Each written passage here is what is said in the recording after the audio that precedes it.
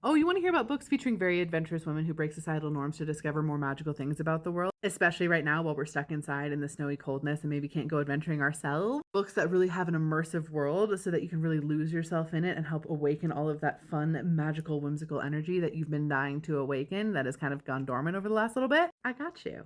Side note, all of these recommendations are also very high vibe and activating, so they're going to actually energetically help you activate some magic inside you as well. So that's kind of fun. Number one, the piece de resistance is Emily Wilde's Encyclopedia of Fairies. We have to start off by talking about Emily Wilde because this is the single best depiction of fairies, like in fae stuff that I've ever seen in a fiction book. And Emily is just amazing. She has such a good name.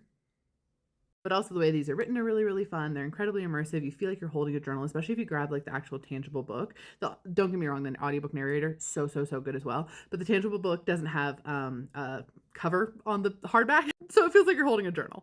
Next, we have A Natural History of Dragons. Both this book and Emily Wilde are very similar in the fact that they are both kind of in the same sort of time period ish.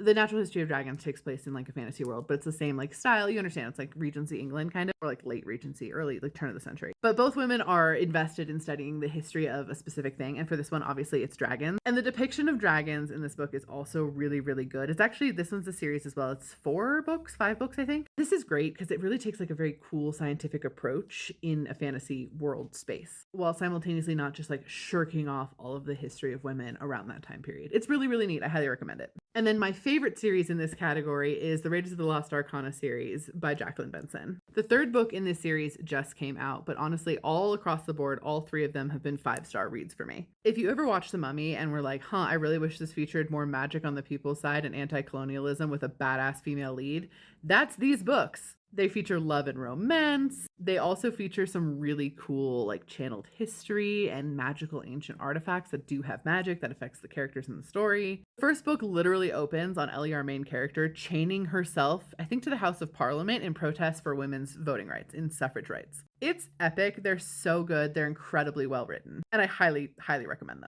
And if you have any recommendations of stories that fit into this category, please share them in the comments because we would all love to know.